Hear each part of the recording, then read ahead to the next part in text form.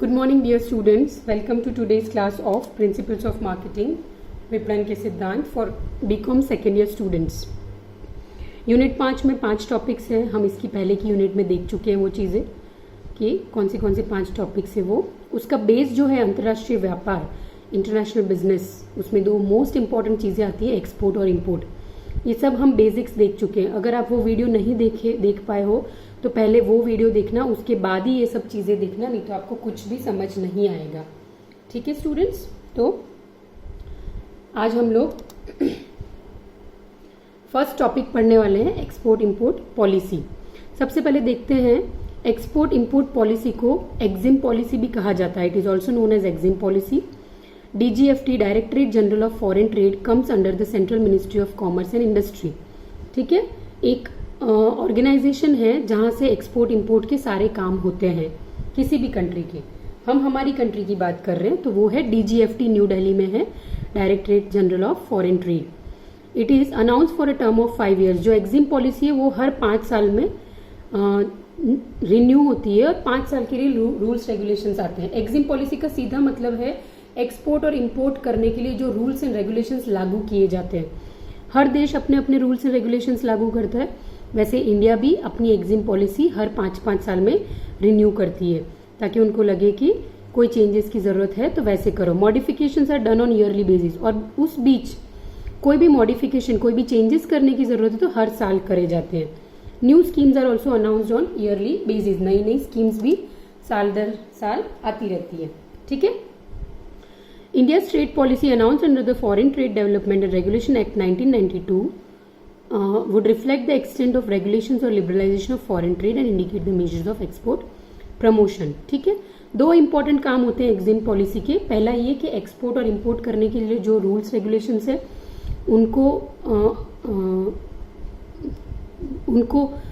क्या बोलते हैं, नोट डाउन करवाना या उनको पॉलिसी में लाना। और दूसरा है ज्यादा से ज्यादा एक्सपोर्ट्स करवाने ताकि हमारी देश की इकोनॉमी बढ़ सके।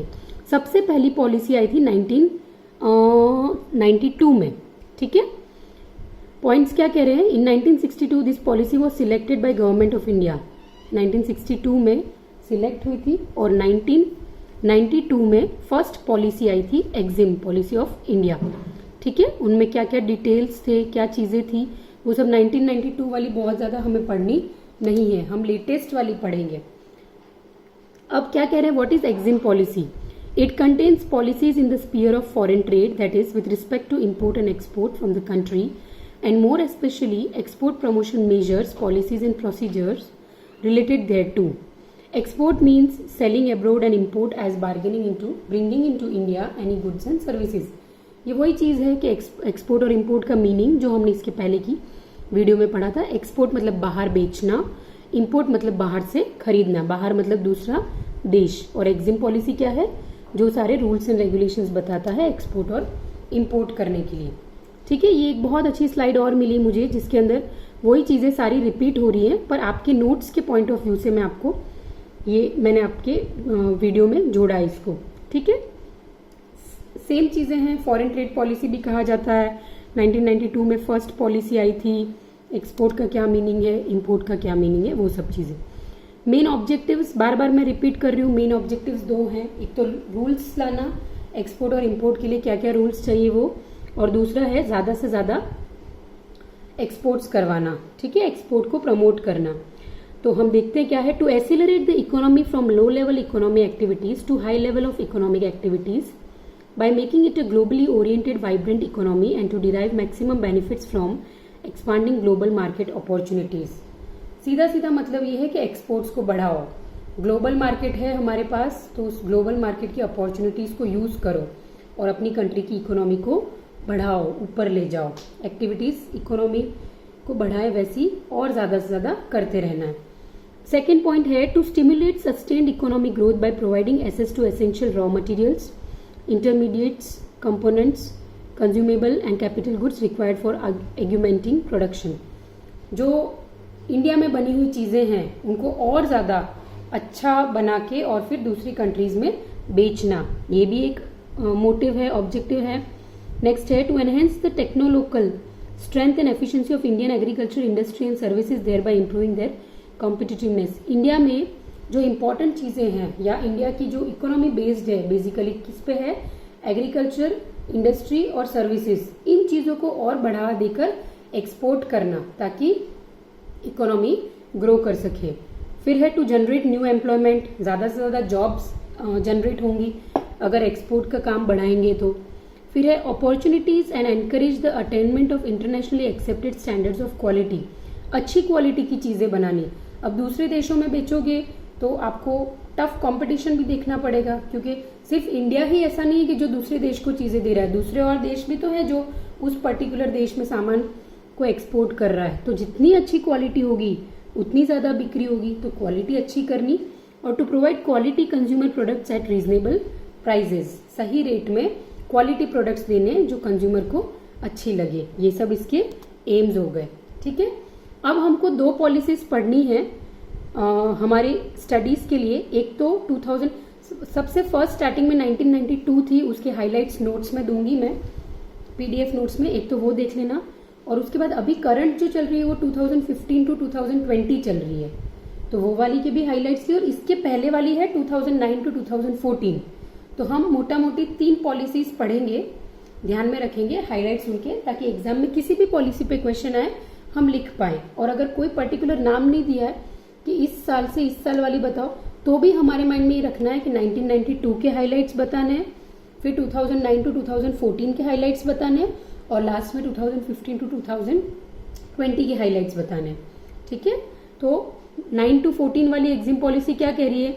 Higher support for market and product diversification, technological upgradation schemes, town of export excellence, agriculture sector, support for green products and products from north east, project exports, directorate of trade remedy measures, e trade projects, assistance to states for infrastructure, development of exports, market access initiatives, brand promotion and quality, duty entitlement passbook scheme, special economic zone, free trade and warehousing zones. ठीक है, इन सब पे काम करना, ये इस policy का main highlight था कि इन सब पे काम करके एक्सपोर्ट्स को बढ़ावा देना है.